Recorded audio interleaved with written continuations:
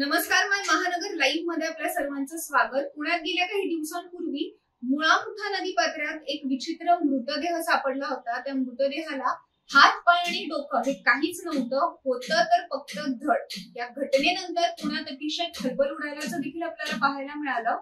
हे धड कोणाचं आहे हे आतापर्यंत कोणालाच माहित नव्हतं, मात्र आता अखेर याचा उलगडा हा झालेला आहे आणि काल पोलिसांनी याबाबतची माहिती दिली। तर 26 ऑगस्टला मुळा-मुठा नदीपात्रात सापडलेल्या या मृतदेहाचा तपास पुणे पोलिसांनी जवळपास पूर्ण केलेला आहे असं आपण म्हणू शकतो। हा मृतदेह कोणाचा आहे, हत्या कोणी केली, हत्या का केली आणि इतर सर्वच गोष्टींचा छडा हा पोलिसांनी लावलेला आहे। सकीना खान नावाच्या महिलेचा हा मृतदेह होता।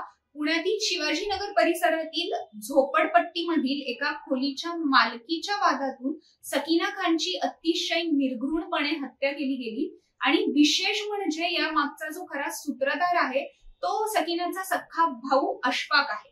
सकीनाचा सख्खा भाऊ आणि त्याची पत्नी म्हणजेच हमीदा हिने सकीनाचा गळा दाबून जीव घेतला आणि त्यानंतर पुरावे नष्ट करण्याच्या उद्देशाने तिचे तुकडे तुकडे करून ते नदी पात्रामध्ये फेकून दिले। सकीनाच्या भागात राहत होती, त्या भागातील लोकांना म्हणजेच तिच्या शेजाऱ्या पाजाऱ्यांना सकीना गायब असल्याचा संशय आला आणि म्हणून त्यांनी पोलिसात जाऊन तिची तक्रार दिली आणि त्या दिलेल्या तक्रारीच्या नंतर हा सर्व प्रकार उघडकीस आल्याचं आपल्याला इथे पाहायला मिळत आहे।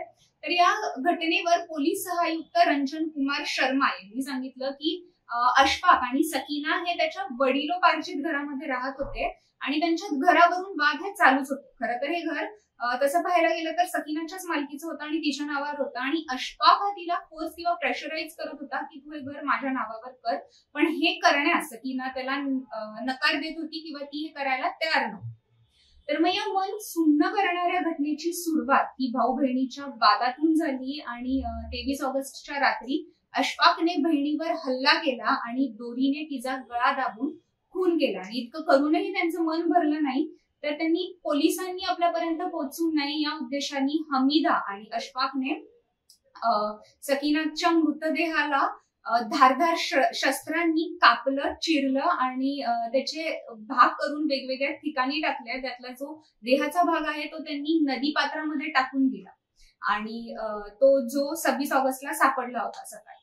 तर साध्या एका खोलीच्या वादातून एका भावाने आपल्या सख्या बहिणीला इतक्या निर्घृणपणे मारून टाकलं, जे की संपूर्ण मानवतेसाठी अतिशय लज्जास्पद असल्याचं आपल्याला इथे पाहायला मिळतं। तर अशाच नवीन कंटेंटसाठी आणि अशाच अपडेट्ससाठी पाहत रहा माय महानगर लाईव्ह आणि तुम्ही जर अजून चॅनलला सबस्क्राईब केलं नसेल तर नक्की सबस्क्राईब करा।